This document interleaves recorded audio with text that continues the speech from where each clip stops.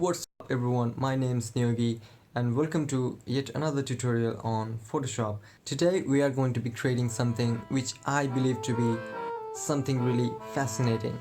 So what you're going to learn today is how to create this amazing text effect, which kind of looks like a text cut out on a piece of frosted glass, which also kind of reminds me of the Mac UI. Just love it. So let's just not waste any more time and let's get straight into the video.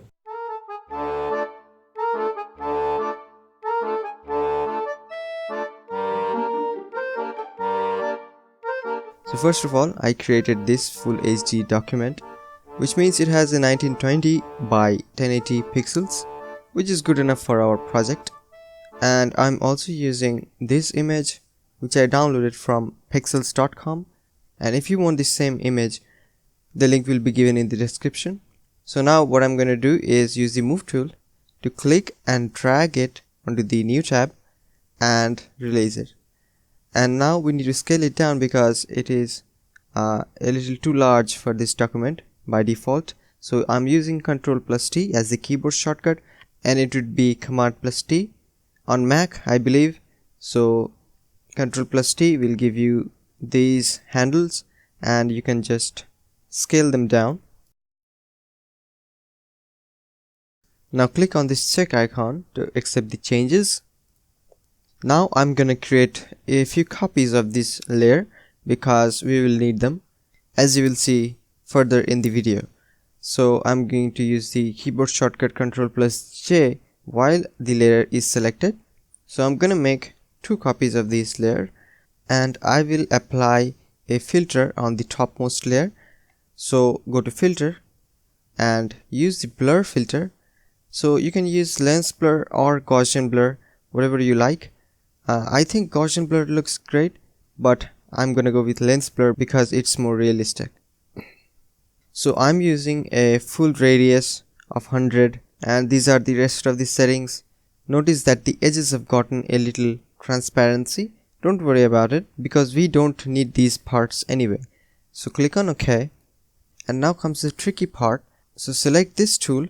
I believe it's named rounded rectangle tool, and if it is not visible, press and hold on the custom shape tool, which will be there by default, and you will get a list of these tools that you can use, and one of them will be the rounded rectangle tool.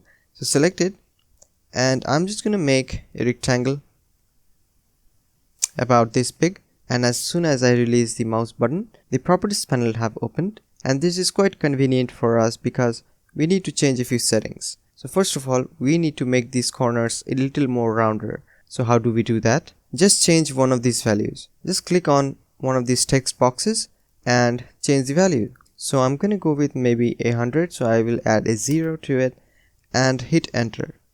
And the rest of the values have been automatically changed because this link button was activated.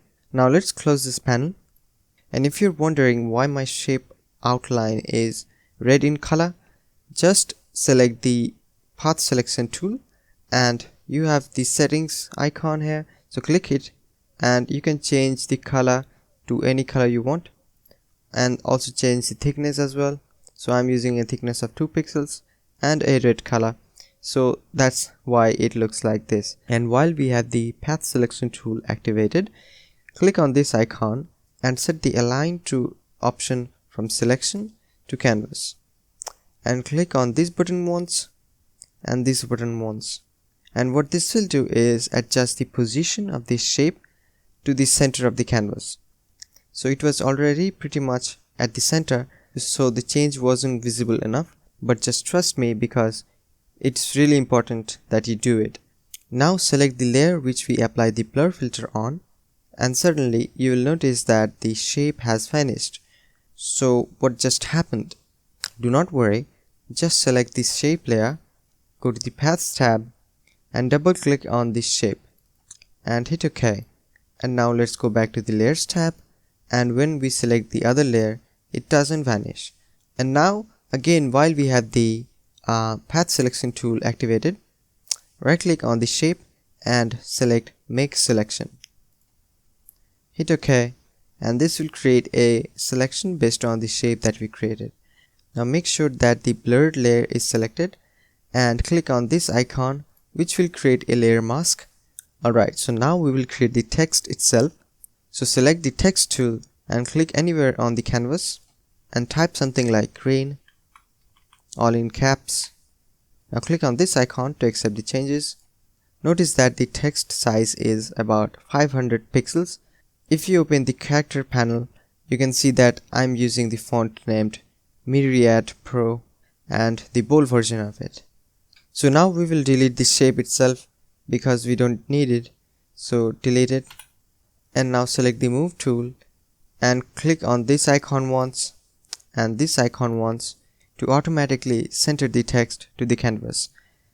Now select one of the unblurred layer and bring it to the top, and now press and hold the Alt key and click in between the text and the unblurred layer, and that will give us this effect, which is what we were aiming for. So the glass cutout effect is now visible, but the text itself is not very distinguishable from the background. Why is that? Because it needs some depth to it, and to do that we will select the blurred version of the image and click on this icon, which is the effects tab, and click on drop shadow. So let me change the angle a little, and these settings look kinda alright. Make sure the spread value is set to 0, which will give this soft shadow effect. Now click OK. Now notice that the text cutout isn't casting any shadows, and that is not very realistic, right? So select the text layer and go to Effects tab, but this time we are going to be selecting the inner shadow effect. Let's increase the distance a little, and also the size and the opacity as well. So this is looking pretty alright to me. So hit OK. And now for the final touch-ups, what we need to do is select the blurred image, and we will add a brightness and contrast adjustment layer, and make sure to click on this button, which will clip this adjustment layer just to the layer below it. So let me just increase the brightness a little.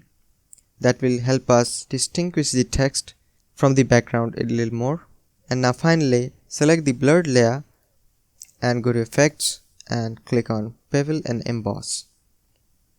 So I'm keeping the size to 3 pixels because that's the effect that I'm going for. You can play with these values as you like, but this is what I'm using.